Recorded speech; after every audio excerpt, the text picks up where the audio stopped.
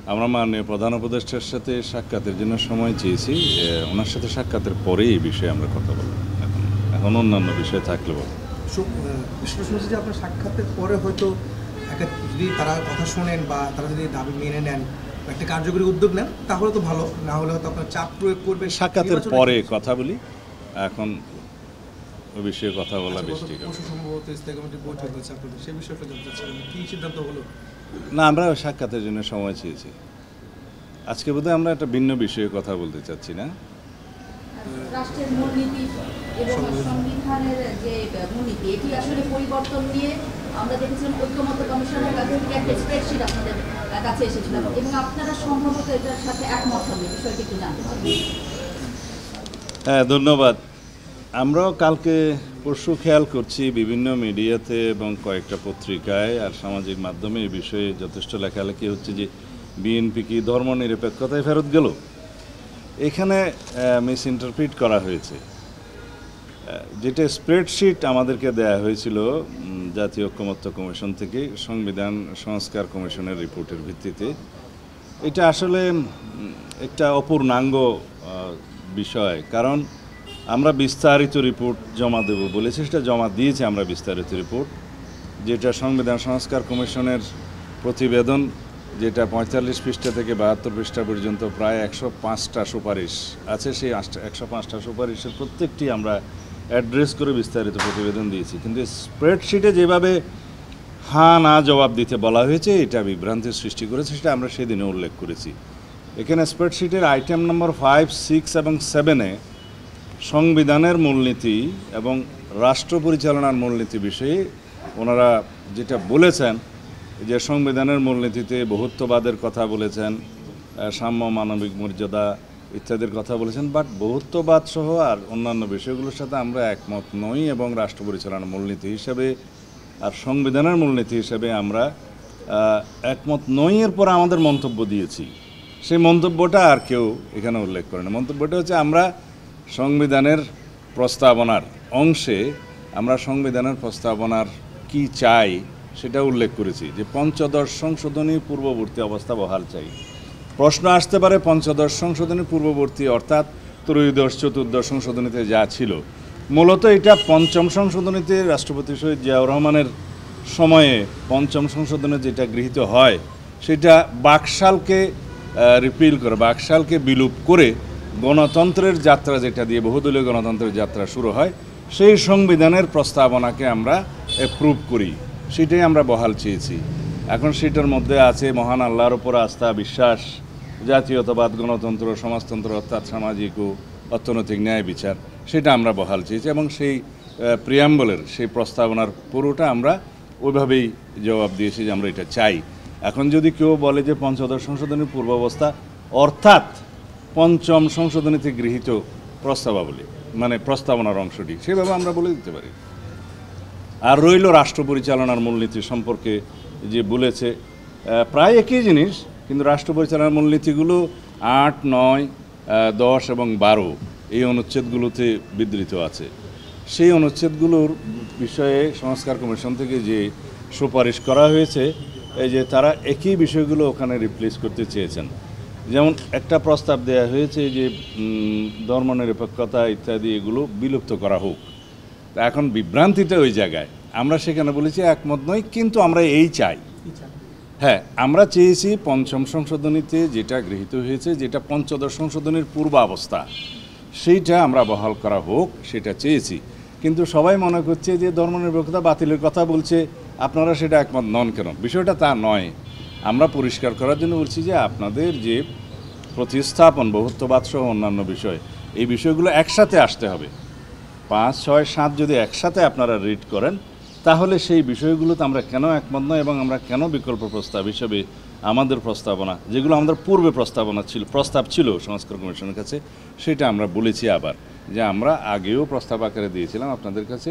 এখনও এর জবাব আমরা বলতে চাই যে আমরা রাষ্ট্র পরিচালনার মূলনীতির অংশটি পঞ্চম সংশোধনী অর্থাৎ পঞ্চদশ সংশোধনীর পূর্বের অবস্থাকে বহাল চাই, অর্থাৎ জাতীয়তাবাদ, গণতন্ত্র সমাজতন্ত্র অর্থাৎ অর্থনৈতিক ও সামাজিক ন্যায় বিচার, মহান আল্লাহর উপরে আস্থা ও বিশ্বাস, এই বিষয়গুলো রাষ্ট্র পরিচালনার মূলনীতি হিসেবে গণ্য হবে, যেটা পঞ্চম সংশোধনীতে গৃহীত হয়েছিল বাকশালের বিলুপ্তির পরে। তো এটা আমরা আজকে পরিষ্কার করে আপনাদের কাছে বললাম, আশা করি এই বিষয়ে আর কোনো বিভ্রান্তি থাকবে না। মানে হচ্ছে যে আমাদের এখন সংবিধানে যেটা আছে রাষ্ট্রধর্ম বা ধর্মনিরপেক্ষতা নিয়ে যে কথা, রাষ্ট্রধর্ম নিয়ে কোনো সুপারিশ তো বাতিলের আসেনি, সেটা সংস্কার কমিশন মেনে নিয়েছে, আমরা তার সাথে আগেই একমত, এ বিষয়ে কোনো মন্তব্য তাদের আসেনি। অনেকে বলছেন, বিশ্লেষক রাজনীতি নিয়ে বিশ্লেষণ করেন, তারা বলছেন যে আপনারা 2001 থেকে 6 সাল পর্যন্ত যে সংবিধান রেখে এসেছিলেন বা যে সংবিধানে কাজ করেছেন, আপনারা সেখানে ফিরতে চান, এই ব্যাখ্যা কি আসলে সেদিকেই নিয়ে যায়? বিষয়টা তা নয়, সংবিধানের মূলনীতি এবং রাষ্ট্র পরিচালনার মূলনীতি বিষয়ে কথা বলছি, কিন্তু অন্যান্য বিষয়ে আমরা যে সমস্ত প্রস্তাবনা দিয়েছি তা কি 2001 থেকে 6 সালের সংবিধানের উপরে ব্যাপক সংশোধনী আনি নাই? আমরা উপরাষ্ট্রপতির প্রচলন প্রস্তাব করেছি, ডেপুটি প্রাইম মিনিস্টারের প্রচলন করেছি, উভয় কক্ষে ডেপুটি স্পিকারের বিরোধী দল থেকে নিয়ে আসার প্রস্তাব করেছি, আমরা দ্বিকক্ষ বিশিষ্ট পার্লামেন্টের প্রস্তাব করেছি, আমরা রাষ্ট্রপতি এবং প্রধানমন্ত্রীর ক্ষমতার ভারসাম্যের প্রস্তাব করেছি, নতুন করে রাষ্ট্রপতির হাতে কিছু ক্ষমতা দেওয়ার প্রস্তাব করেছি, আমরা 50 আসন থেকে মহিলা আসন 100 উন্নীত করার প্রস্তাব করেছি, ইত্যকার অনেক রকমের আমরা প্রস্তাব করেছি, যেটা গণতান্ত্রিক সংস্কারের মাধ্যমে রাষ্ট্রে 3টি অঙ্গের মধ্যে একটি ভারসাম্যমূলক ব্যবস্থা প্রতিষ্ঠিত হবে। এটা বলা হয় অনেকগুলো মামলা দিয়ে, যেমন জাস্টিস খায়রুল হক সাহেব যে 5th অ্যামেন্ডমেন্ট বাতিল করেছেন, সেই 5th অ্যামেন্ডমেন্টের বিষয়টা হচ্ছে যে সুপ্রিম কোর্টের কোনো প্রেসিডেন্টের মাধ্যমে নতুন ল ক্রিয়েট করা যায়, cannot abrogate the existing provisions লেজিসলেশনস, সেটা যতক্ষণ পর্যন্ত পার্লামেন্টে আবার গৃহীত না হবে।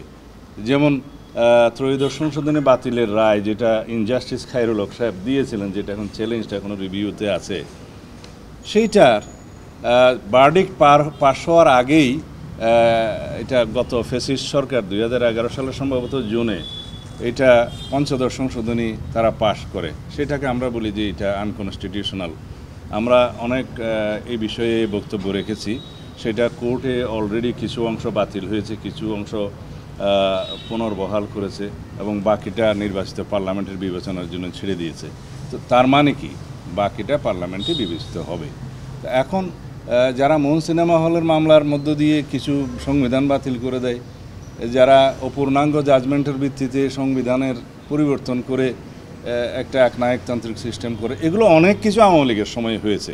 যাতে এগুলো না হতে পারে সেজন্য আমরা রাষ্ট্রের 3টা অঙ্গের মধ্যে পরিপূর্ণ একটা ভারসাম্যমূলক অবস্থা, যেটা সেপারেশন অফ পাওয়ার থিওরির মূল কথা, যে there must be harmonious cooperation in between all organs of the organs of the state, যেটা আছে সেটা যদি বহাল হয় তাহলে রাষ্ট্রে একটি ভারসাম্যমূলক ব্যবস্থা, রাষ্ট্র ব্যবস্থা সৃষ্টি হবে। এটা ছিল আমাদের মূল কথা এবং সেই লক্ষ্যে আমরা বহু প্রস্তাব দিয়েছি। আপনাদের কাছে নিশ্চয়ই সেই প্রস্তাবের কপিগুলো ইতিমধ্যে আছে, যেটা সংস্কার কমিশনে দিয়েছি। যদি এরপরও আপনারা চান আমরা এখান থেকে দিতে পারি। পিছন দিকে ফিরে যায়, সেটা হচ্ছে যে আপনি বলছেন যে প্রধান উপদেষ্টার সঙ্গে সময় চেয়েছেন তার সাথে বসার জন্য, এই বিষয়ে শেষ করো, এই বিষয়ে শেষ করে তারপরে কথা। জরুরি অবস্থা জারি প্রসঙ্গে আপনারা আপনাদের মন্তব্য দিয়েছেন কারণ জাতীয় সাংবিধানিক কমিশনের মাধ্যমে তারা প্রস্তাব করেছে জরুরি অবস্থা জারি। আমরা ন্যাশনাল কনস্টিটিউশনাল কাউন্সিল, যেটা এনসিসি নামে তারা অভিহিত করেছে, সেই ব্যবস্থাই তো আমরা স্বীকার করি না। এরকম নতুন ব্যবস্থার মধ্য দিয়ে অনির্বাচিত ব্যক্তিদের দ্বারা রাষ্ট্র পরিচালনা এবং রাষ্ট্রের গুরুত্বপূর্ণ পদাবলিতে পদায়ন করে, এগুলো যদি হয় তাহলে আর এক্সিকিউটিভ এবং লেজিসলেচারের কোনো গুরুত্ব থাকবে না। তো সেই ব্যবস্থা আমরা অ্যাপ্রুভ করিনি।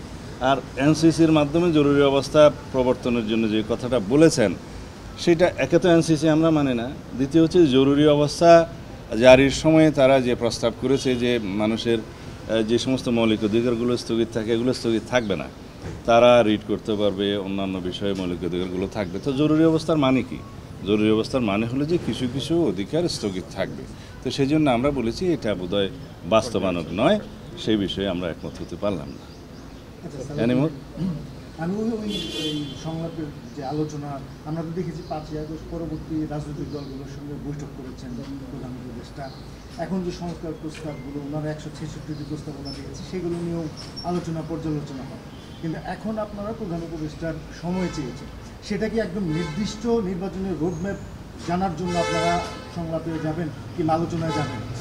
না, অবশ্যই এইটা একটা বিষয় থাকবে, এই যে আমরা মাননীয় প্রধান উপদেষ্টার কাছে সুনির্দিষ্টভাবে আগামী জাতীয় সংসদ নির্বাচনের জন্য ডিসেম্বরের আগে একটা রুটম্যাপ অবশ্যই আমরা চাইব, যাতে উনি ক্লিয়ারলি জাতির সামনে যথাযথ প্রক্রিয়ায় উপস্থাপন করেন, যাতে জাতির মধ্যে যে একটা অনিশ্চিত অস্থিরতা ভাব আছে এবং রাজনীতির মধ্যে একটা স্থিতিশীলতা আসে, অর্থনৈতিক কর্মকাণ্ডে যাতে একটা গতিশীলতা আসে, সেগুলো লক্ষ্য রেখে আমরা বলবো যে এটা যথেষ্ট সময়। তার আগে নির্বাচন কমিশনের সাথে আমরা আলোচনা করেছি, তারা জুনের মধ্যে সমস্ত প্রিপারেশন সমাপ্ত করতে পারবে এবং মাননীয় প্রধান উপদেষ্টা ইতিপূর্বেও আমাদেরকে আশ্বস্ত করেছেন যে ডিসেম্বরের মধ্যে নির্বাচন দেওয়ার জন্য ওনারা সমস্ত কর্মকাণ্ড পরিচালনা করছে।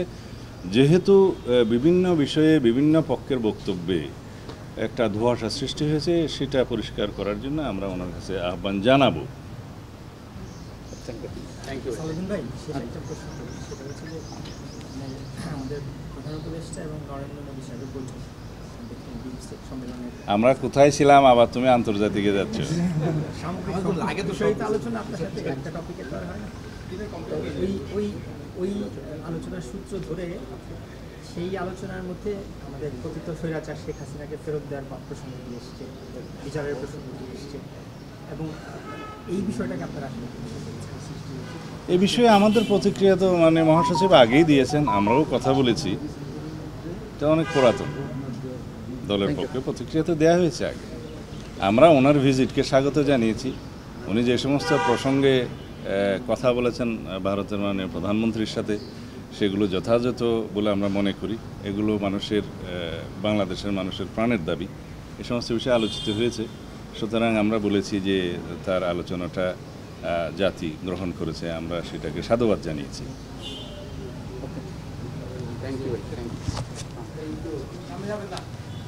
এটা আমার না, তুমি দেখো।